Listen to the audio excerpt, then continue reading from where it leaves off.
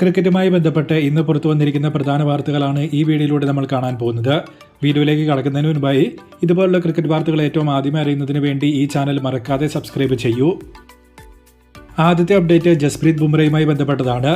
Indian cricket fans എല്ലാം champions ട്രോഫിക്ക് മുൻപ് ഉറ്റുനോക്കുന്ന ഒരു കംബാക്കാണ് ബുംറയുടേത്. കാരണം നിലവിൽ ടോപ്പ് ഫോമിൽ നിൽക്കുന്ന ബുംറ ഇന്ത്യക്ക് വേണ്ടി കളിക്കുന്നുണ്ടെങ്കിൽ അത് ഇന്ത്യക്ക് ഒരു വലിയ അഡ്വാൻറ്റേജ് തന്നെയാണ്. നിലവിൽ താരത്തിന് ഇഞ്ചുറിയെ പറ്റി ഒഫീഷ്യലായ അപ്ഡേറ്റ് ലഭിച്ചിട്ടില്ല എങ്കിലും ഒരു BCCI അംഗം ഇന്നലെ വളരെ ഇമ്പോർട്ടൻ്റ് ആയ ഒരു കമന്റ് നടത്തിയിരുന്നു. ടൂർണമെന്റിലെ പ്രധാനപ്പെട്ട മത്സരങ്ങളിൽ താരം പങ്കെടുക്കും എന്നാണ് അദ്ദേഹം പറഞ്ഞിരിക്കുന്നത്. അതായത് ഇന്ത്യ സെമിഫൈനൽ കടക്കുകയാണെങ്കിൽ ഇന്ത്യയുടെ ജേഴ്സിയിൽ ബുംറയുണ്ടാകും. ഗ്രൂപ്പ് സ്റ്റേജ് മത്സരങ്ങളിൽ എങ്ങനെയാണ് കാര്യങ്ങൾ എന്നത് വ്യക്തമല്ല, പ്രത്യേകിച്ച് പാകിസ്ഥാനെതിരെയുള്ള മത്സരം. എങ്കിലും നിലവിലെ സാഹചര്യത്തിൽ നോക്കൌട്ട് മത്സരങ്ങളിൽ താരം കളിക്കുമെന്നത് ആശ്വാസം തന്നെയാണ്. അടുത്ത അപ്ഡേറ്റ് RCBയുമായി ബന്ധപ്പെട്ടതാണ്.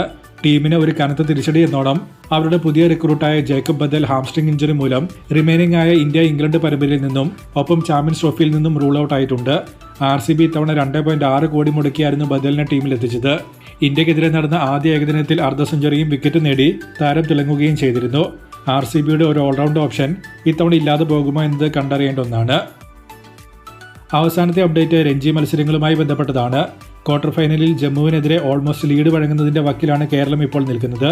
ആദ്യ ഇന്നിംഗ്സിൽ 250 പുറത്തായ ജമ്മുവിനെതിരെ നിലവിൽ 224-9 എന്ന നിലയിലാണ് കേരളം നിൽക്കുന്നത്. ജലജ് സക്സേന, സൽമാൻ നിസാർ എന്നിവരുടെ അർദ്ധ സെഞ്ചുറിയാണ് വലിയ ലീഡ് വഴങ്ങുന്നതിൽ നിന്നും കേരളത്തെ രക്ഷിച്ചത്. വിദർഭയ്ക്കെതിരെ തമിഴ്നാടും ലീഡ് വഴങ്ങുന്നതിന്റെ വക്കിലാണ് ഇപ്പോൾ ഉള്ളത്.